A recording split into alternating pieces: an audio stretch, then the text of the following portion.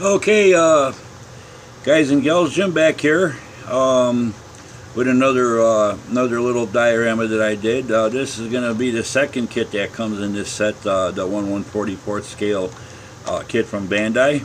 So we're going to go ahead and show you that finished diorama. I know a couple weeks ago, about 3 weeks back, I showed how I make my little dioramas.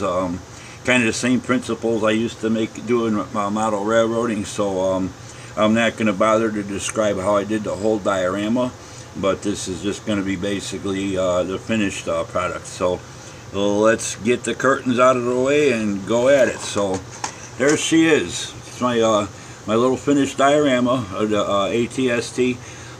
Now it might not depict any accurate scenes from the Star Wars movie, but it's kind of just a little something like the Battle of Endor.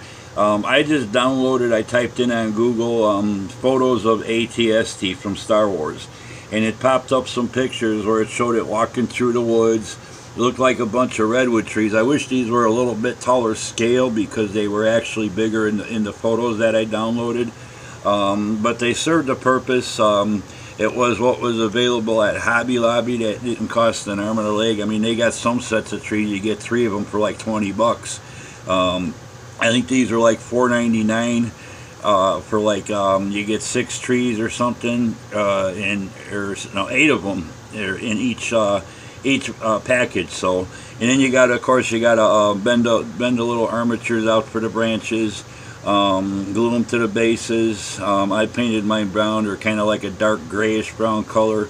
So I just painted them, spray painted them a medium color brown to represent like the tree trunks, and then that little foam stuff, that's like that netting with the ground foam attached to it, and you kind of break it apart, thin it out, and then you just wrap it around and stuff. And like I said, when I put them on there, I spray them down with clear. You can also use hairspray. It's an old model railroad trick, and that keeps everything in place, and nothing is glued on there. They're just stuck onto the little armatures that represent the branches coming off of the limbs and all that. So they served a purpose, and it makes it pretty cool. Again, they showed ferns in the picture and stuff. They don't make ferns in such a small scale. So if you probably did the one, what is it, 720, 72nd scale or whatever, you would probably be able to get some type of ferns that would go with that scale with the larger one, but with this one you don't. So, but anyway, I use different textures of ground foam to give it the effect. I used some of the lichen and all that, and I did my little pond or watering hole type deal, and basically I just, I cover everything with the ground foam. I laid a couple branches, half in there and half out, and then I just used Mod Podge for the water, and it probably took about 15 coats before I got it built up to the level I wanted to make it look pretty, realistic and everything, where you can see stuff underwater and all that. The model itself, it's a nice little kit. I just did it basically a light gray painted it, and then I think I used the light aircraft gray, and then I gave it a light gray wash just to bring out the panel lines and stuff.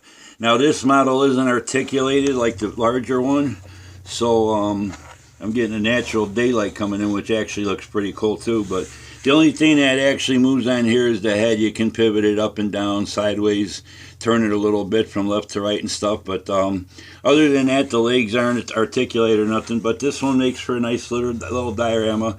Kind of just something to represent the pictures I downloaded on Google and stuff of it and stuff. And it's kind of to do the Battle of Endor. Now, these dioramas and stuff, this is a small diorama, but model railroading, I used to do HO and HO3. A lot of train clubs, what we used to do, we each used to make our own little diorama, maybe 2 foot by 4 foot. We do the whole thing with scenery, and we followed certain criteria as far as rules with the other club members, where you kind of blended the scenery at the end of your diorama to match other ones. And then you could get together if you had a monthly meeting and stuff. Some clubs had, big, large-scale layouts where people just took their rolling stock and locomotives and stuff. But some clubs actually had where you took your little diorama and you put them all together side by side, and it looked like one big layout then and everything. You had all your wires with the plug-in connectors on them and stuff to connect up to one another, so you get power through the tracks and stuff like that. But it's basically the same thing. So if somebody wanted to build another diorama with something else that kind of matched this, then you would just hook the two up side by side. We used to use little wooden pins, pegs, and stuff to line them up perfectly and everything, so all your track joints would line up. But it's basically the same principle, just in a smaller scale. But I'm pretty happy the way it turned out. I did a bunch of boulders here and there around there from the bag of rocks that I got at the hobby store. Actually, the little twigs that you see broken up, laying down on the ground, those are from mums, dried up mums from last year. I had a hanging basket sitting on the patio, and I just broke off and all that. They're pretty lightweight, and they kind of fit the scale, look pretty realistic and stuff. So I glued quite a few of those on there, and there you can see a top view. It's kind of basically what I wanted to do. Like in the pictures I downloaded, it looked like they had a little path coming through the redwood forest where the ATST was coming down through. So it's kind of like, it kind of goes uphill a little bit and stuff toward the back. And then I got built up different levels like I showed you when I how I made my diorama. So that way it kind of looked like, you know, he was coming down a little hillside and stuff to the edge of the forest or whatever. So I kind of like it. I think it's pretty cool. It's a nice little kit. And these little kits, like I said, they're fun for dioramas. I mean, for a standalone model, it's kind of tiny. It'd probably get knocked down or bumped or something and break, but you can do a little diorama. It doesn't take up much more space than a model car kit would, and it makes the model look like something, like it serves a purpose rather than just having it on a plastic base or something, you know, like a lot of kits come with. But other than that, that's it. There's a little bit, you know, like I said, I like this because the way I got my daylight coming through the window, I'm getting all the shadows from all the trees and stuff, so it looks kind of realistic and all that. So I may end up gluing a piece of foam board on the back and paint it up like a light blue, and maybe continue the scenery, just do some dry brushing and some greens on the bottom of it and stuff, and maybe do a couple little white puffs of clouds or something. But other than that, I'm happy the way it turned out. It was a lot of fun to build.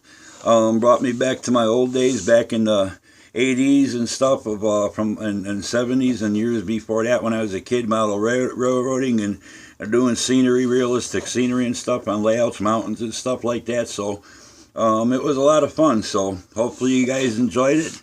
I like the way it turned out. I'm real happy with this one, and we'll be talking to you soon. So till the next time, thanks for subscribing, thanks for hitting the like button.